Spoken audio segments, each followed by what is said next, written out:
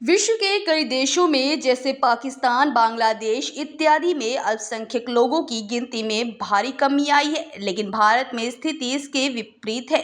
जानकारी देते हुए सरदार इकबाल सिंह लालपुरा ने बताया कि भारत में कोई भी धर्म असुरक्षित नहीं है, चाहे वो सिख हो, मुस्लिम हो, ईसाई हो या बौद्ध धर्म हो। यहाँ सभी धर्म एक समान है और सरकार ने अनेक प्रकार की योजनाएं इन सभी के लिए लागू की है। समय समय पर सरकार की ओर से इन योजनाओं का इन सभी धर्मों के लोगों को काफी फायदा मिलता है और आगे भी मिलता रहेगा। ज्यादा जानकारी के लिए क्या कुछ कहना है इकबाल सिंह लालपुरा जी का, आइए सुनते हैं। सर, जनता ये भी जानना चाहती है कि जो आपकी आयोग है वो अल्पसंख्यकों के लिए क्या कार्य कर रही है, किस तरीके की स्कीम ला रही है, क्योंकि जैसे दिल्ली में चुनाव है, लगातार पार्टियां स्कीम्स ला रही है, ठीक है, और वो कैसी स्कीम है वो तो धरातल पे जब वो स्कीम्स लागू होंगे तब पता चलेगा, लेकिन आपका जो आयोग है वो अल्पसंख्यकों के लिए क्या काम करेगा?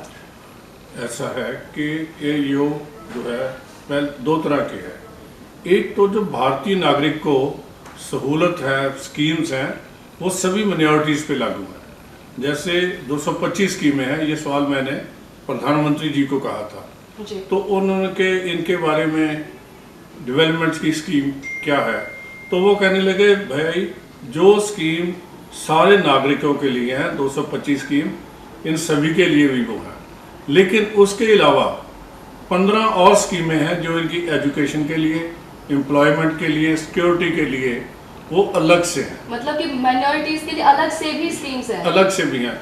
जो एक आदमी के लिए जो नागरिक है उसके लिए 225 हैं, तो माइनॉरिटीज़ के लिए 240 है।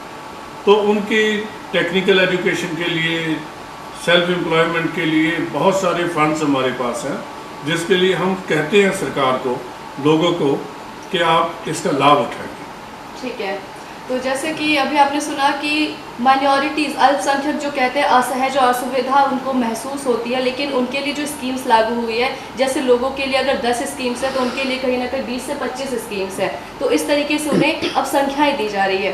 सर, सवाल एक ये भी है, जिस तरीके से पंजाब या फिर पंजाब की अगर नाम ही बात करें, कई जगह पर हम देख रहे हैं लगातार कन्वर्जन हुआ जा रहा है, और पंजाब में देखा जाए तो सिख जो है वो कन्वर्ट हो रहे क्रिश्चियन में या क्रिश्चियनिटी धर्म अपनाने में उनको क्या फ़ायदा मिल रहा है, इससे आप क्या कहना चाहेंगे, किस तरीके से?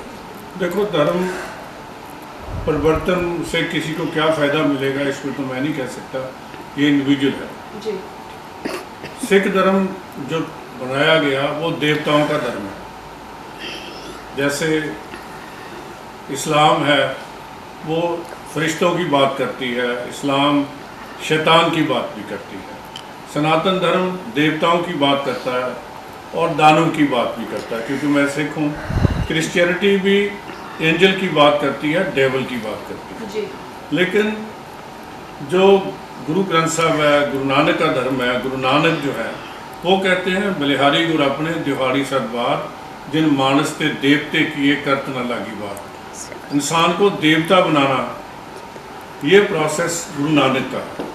तो ये देवते आपको लोगों की सेवा करते हुए, लोगों को लंगर छिकाते हुए, कोरोना में सेवा करते हुए, हॉस्पिटल्स में सेवा करते हुए, कहीं भी किसी को समस्या हो, तो दुनिया के किसी भी हिस्से में हो, तो कोई ना कोई गुरु नानक का देवता आपको सड़कों पे, गुरुद्वारों में, बाज़ारों में सेवा करता मिल जाएगा। तो बाकी है धर्म अपनाने की बात।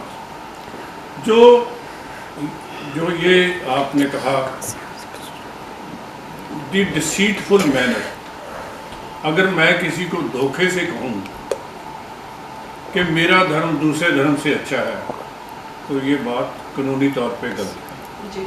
ऐसी कंप्लेंट्स हमारे पास आती रहती हैं, तो हम स्टेट्स को लिख के भेजते हैं कि ये डिसीटफुल। सुप्रीम कोर्ट ने भी ये कहा कि I have right to religion, मैं कोई भी धर्म अपना सकता हूँ, मेरे लिए कोई ज़रूरी नहीं है कि मैं उस धर्म में ही रहूँ, मैं छोड़ के जा भी सकता हूँ, लेकिन द डिसीटफुल वे या लालच से वो बात ठीक नहीं है। उसके लिए हम सरकारों को लिखते हैं।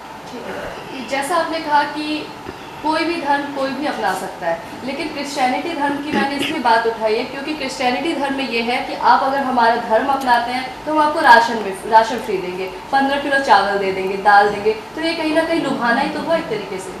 देखो, बात यही है ये स्टेट का काम है, जैसे ही आप कहते हो हम उनके पास ये भेजते हैं कि they should not adopt any deceitful manner, और जो किसी को प्रलोभन दे के धर्म बतलाना ये भी ठीक नहीं है। किसी को ये कह के कि मैं तुम्हारी बीमारी ठीक कर दूंगा, मतलब या प्रेयर से मेरी से बीमारी ठीक हो जाएगी। तो मैं क्रिश्चियनिटी बहुत सेवा करती है, जी। बहुत अच्छे अच्छे स्कूल क्रिश्चियंस ने बनाए हैं, बहुत अच्छे अच्छे हॉस्पिटल बनाए हैं। अगर प्रेयर से ही ठीक हो जाते तो हॉस्पिटलों की ज़रूरत नहीं होती। क्रिश्चियंस ने बहुत अच्छा काम किया। कैथोलिक धर्म के लोग शुरू से यहाँ आके बस गए थे, तो क्राइस्ट के साथ ही यहाँ जीसस के आए, लेकिन किसी को धोखे में नहीं दिया।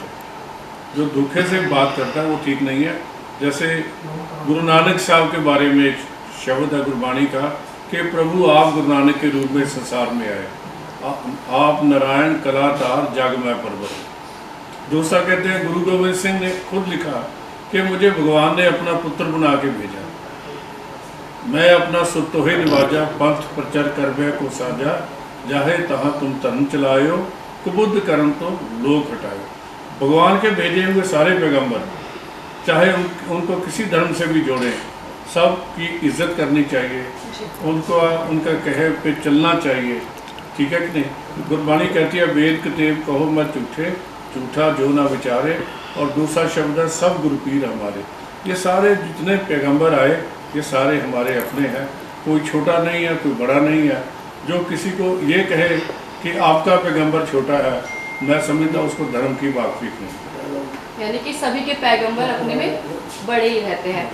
एक सर सवाल, आखिरी सवाल आपसे होगा कि जैसे कि आप राष्ट्रीय अल्पसंख्यक आयोग के अध्यक्ष हैं, तो आपके पास जैसे पुराने टाइम में कुछ साल पहले हमने देखा था अल्पसंख्यकों को काफ़ी प्रॉब्लम्स होती थी सर्वाइव करने में, तो अब भी ऐसे कोई केसेस आते हैं आपके पास या कुछ इस तरीके की कोई केस आपने देखे अभी आपके कार्यकाल में? देखो ऐसा है कि there a sense of discrimination, कहीं ना कोई इतनी बड़ी पॉपुलेशन है उसमें क्राइम तो जब से दुनिया बनी है तब से हो रहा है इंडिविजुअल क्राइम। ऑर्गेनाइज पे हम करते हैं कि ऐसा ना हो, इंडिविजुअल क्राइम होते भी हैं, किसी को लगता भी है मेरे से डिस्क्रिमिनेशन हुई तो हम उसकी सुनवाई करते हैं, उसको इंसाफ लेके देने की कोशिश करते हैं। जी।